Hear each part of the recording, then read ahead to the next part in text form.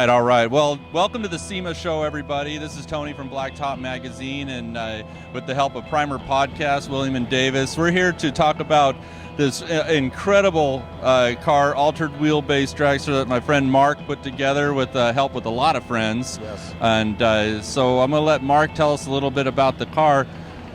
Mark, tell us, what year, model, all that kind of stuff of the car here. It's a 1965 Ford Falcon, 390 FE motor, came out of a pickup truck, C6 transmission. We've moved the axle up, the rear axle up 11 inches, the front axle up 4.5 inches. My friend Dale Snokes is the one that built the car.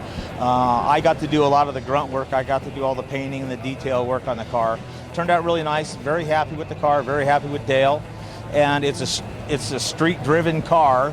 I've driven it. I've got about 400 miles on the car since January, and it's a lot of fun to drive. When I get done with SEMA, I'm going to go take it to the track strip a little bit more and run it and see what it'll do. Well, you say 11 inches on the wheelbase in the back, and it's a streetable car. I mean, that just sounds ridiculous to me.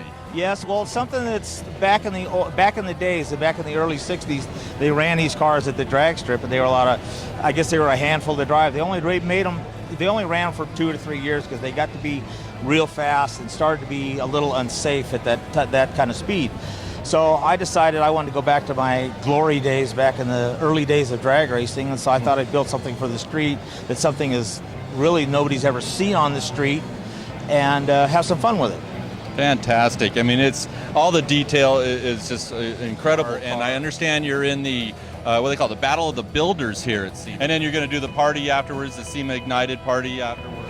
Now, this isn't your first go-around, though. You had a wagon, too. Yes, I had a 67 Nova wagon with a tune port, 700R transmission, and went on the power tour, hot rod power tour, several years. I've been all over the United States in that car. That was a lot of fun. But I wanted to build something that's it's kind of different, and it's different. And so you've had it done for a little while now, and you've been able to take it to the track and play around with it. But we were just talking earlier. You said you want to wait until SEMA was over, take it out on the track again some more, and really get the feel of it to see what this car is going to do.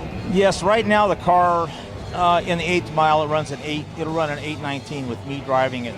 I still have to learn how to drive it. I still have to learn what the car wants. After SEMA, I'm going to play with it a little bit more. I know it'll be a low 12 second, high 11 second car when I get done with it. I didn't really build it for a real fast car. I built it for the wow factor, and I think I've achieved that. Oh yeah, and I like the fact still has the holes in the floor and the bungs and stuff for putting the jump seat in the back for your grandkids. Made a jump seat for the grandkids because I have 2 of them. Yeah, fantastic. Well, Mark, a great achievement. I've always dug this car and all the work you've done on it, and congratulations being in the show. That's got to be a huge high, and you're probably still floating. Yes, I am. This is the ultimate show to be at. Right. Great on. Well, thank you, Primer Podcast, for the time, and we appreciate coming out to the show and talking with Mark and I. Thank you, Tony. All right. Thank you, Primer Podcast.